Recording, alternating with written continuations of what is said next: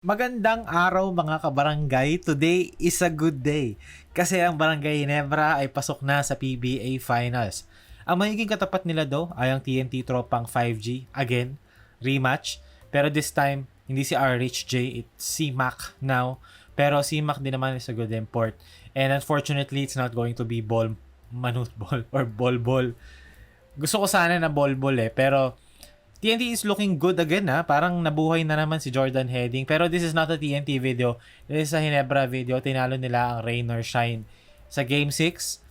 Itong serye na to, 4-2 siya pero competitive tong serye na to. Every game parang merong mukhang chance yung Rain or Shine lumaban. And ako kasi ang observation ko dito, parang Rain or Shine lost their heads eh.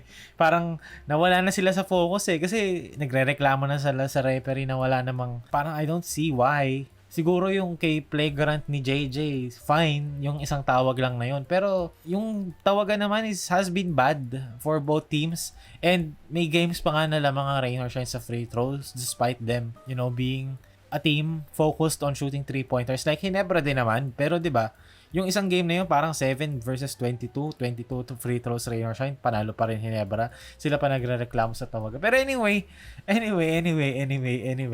panalo ang Ginebra sa game na to. Game 6, 118 to 107. Itong game na to, Ginebra had the advantage and Rain or Shine parang lagi silang humahabol-habol. Pero Ginebra made their run kasi talaga late in the first quarter tsaka no second quarter kung saan they scored 38 points. And sa game na to, dahil masaya nga ako masaya talaga ako Like I'm happy sa game na to. Masaya ako sa napanood ko at sa nakita ko. So sa sobrang saya ko today, I am not going to mention this player's name.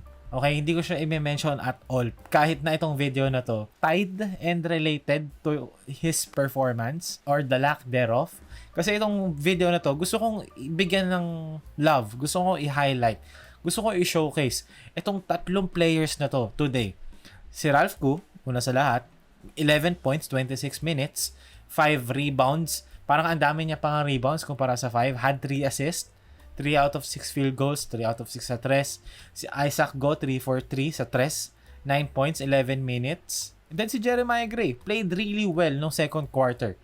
Had 5 points, very effective naman siya. Ang gusto ko kasing ginagawa ngayon ni Tim Cone is letting his guys play, pero hindi niya nilalabas hanggat hindi nagkakamali. Like yung Gray minutes, hindi niya nilabas si Gray hanggat magkamali di ba? Parang pag nagkamali, okay, sige, labas. Pero as long as okay ang laro, hindi nilalabas And ang nagiging biktima na naman ay, you know who. Na unfortunately, dalawang conferences in a row na nangyayari to. He's getting cocked by Ginebra's bench. Last conference, si Jason David, di ba? Nabangko siya kasi si David nagkaroon ng moment, yung energy. And then this time, ngayon, tatlong players naman. Si Ralph Koo, si Jeremiah Gray, and si Isaac Go. Well, siguro, relatively si Gray tsaka si Koo naghati dun sa minutes na yun. And most importantly, it's Ralph Koo. Most specifically, it's Ralph Koo kasi siya yung halos tumapos. Naglaro hanggang midway third quarter hanggang siguro mga 2 minutes ng fourth, I guess. As far as I can remember. Pero anyway, gusto ko silang pag-usapan today kasi yung impact nila, gusto kong bigyang pansin at i-highlight today. Kasi I think ito yung naging game changer. Kasi kung makikita nyo rito, close game 27-24. Pero si Ralph Koo, di ba, nag-go under sa screen ng Rain or Shine. Hindi siya nag-hesitate. Dito merong screen si Brownlee, nag-under dito si Clarito. So wide open ngayon to para kay Ralph Koo. And this is what's important This is what I value. Yung assertiveness, di ba, to shoot. And even if hindi man to shoot, mamaya na yun, pero mention ko na rin. Kahit hindi man to shoot, di ba, yung make yourself useful. Galing yung maganda dito sa tatlong to. Si Go, si Koo, tsaka si Gray. Kumbaga, kahit na limited yung minutes, ina-assert nila yung sarili nila na maging useful sa loob ng court. Dito, RJ Koo, pick and roll, 2-on double kay RJ. So ngayon, libre si Ralph Koo sa slip. Makikita natin dito si Ralph Koo is going to do a slip, short roll, long close out from Karakot kasi shooter nire-respeto na lang ngayon si Ralph Koo, especially kakashoot lang kanina. So inatake ni Ralph Koo yung close out ni Karakot galing sa kaliwa with a rip through papunta sa kaliwa. Kasi yung momentum ni Karakot papunta pa kanan kasi galing siya ng kaliwa. So inatake ni Ralph Koo, drives middle, and then si Jeremiah Gray dahil nag-help dito si Kaylan Chongson dahil sa saddle na brush screen ni Isaac Go, libre ngayon sa baseline si Jeremiah Gray. Na again, the activity, yun yung na-appreciate ko yung activity. That's what's important dito, yung activity and yung presence of mind na gawing useful yung sarili. Hindi ka na nga titira, hindi mo pa ginagawang useful yung sarili mo. And yun yung na-appreciate ko sa tatlong to. Like, kahit na konti lang yung minutes nila, maybe outside of Ralph Koo, sige, Jeremiah Gray and Isaac Go, parang tig 11 minutes lang sila. Grabe yung activity. Dito nga, nasupalpal pa ni Ralph Koo, di ba? Si Jonard Clarito, diretso fast break ang Ginebra. Jeremiah Gray passes it to Justin Brownlee. Kumat dito si Jeremiah Gray sa gitna to draw Kaylan Chongson's help. So, libre ngayon si Isaac Go sa drop pass, di ba? Again, the activity of Jeremiah Gray to fill his lanes correctly, to draw the defense in and make the right play. Dito naman, they run the triangle, UCLA cut, dribble handoff to Scottie Thompson para sa isang step-up screen sa taas. Pero, instead of a step-up screen, nag-show dito si Jeremiah Gray from one baseline or one sideline to another. Very confident stroke, 3-point. Oh, boom! The assertiveness, diba? To either shoot or make yourself useful. Dito naman, Scottie Thompson drives middle, nag-space out si Ralph Koo dahil nag-collapse ang defense sa loob dahil sa paint touch ni Scottie. And again, walang hesitation, tira lang ng tira. Back kick out dito, open naman yan. Why not? Just let it fly. If sablay, edi let's, bawi sa defense.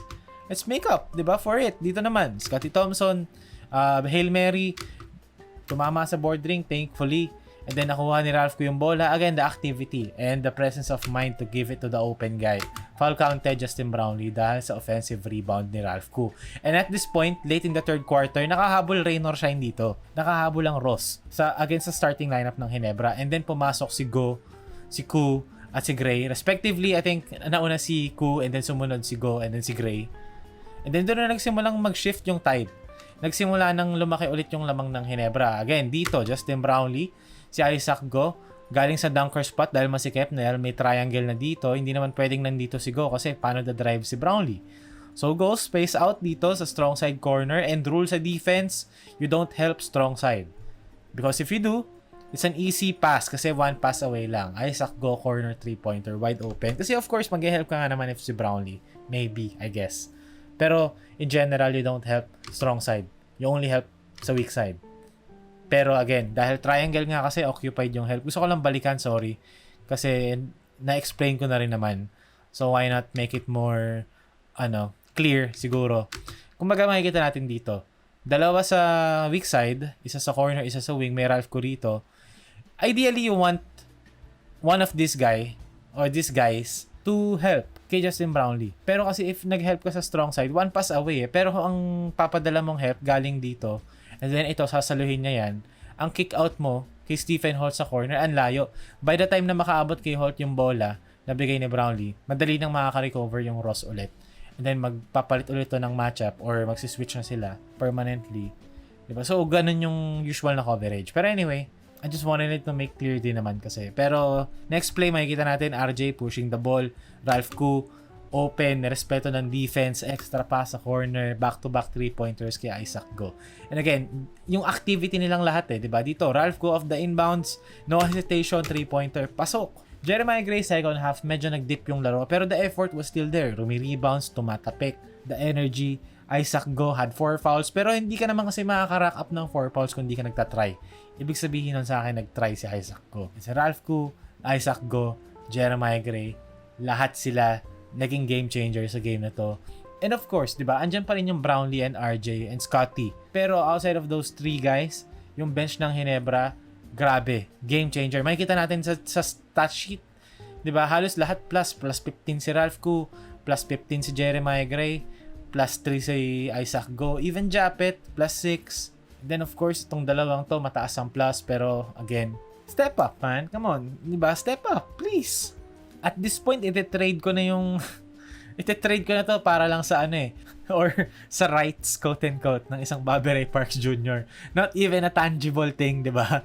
Iti-trade ko to para sa sa idea, yung kontrata ba, or rights ng isang player sa ibang team na hindi ka sure kung uuwi, di ba? Iti-trade ko pa din Pero anyway, baka kasi mapagkamalan akong hater ni Stephen.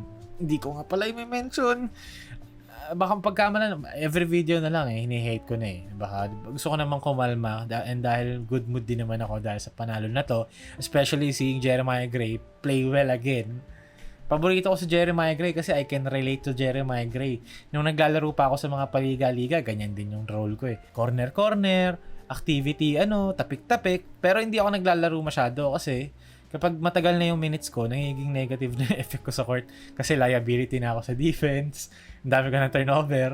Hindi na nag-shoot yung 3 points. Pero pag ginamit mo ako mga 3 minutes, makakashoot ako mga isang 3 points lang. Tapos okay na yun. Kota na. Good win for Ginebra. I'll make a TNT Ginebra preview video. I'll try to. Itatry ko isingit within Tuesday to Wednesday. Basta bago mag-start yung series. I have to watch din yung Meralco TNT ulit. I-replay na lang kasi hindi ko pinanood kanina Nakakatamad Pag nakikita ko yung schedule ng kabilang series, sa isip ko day off.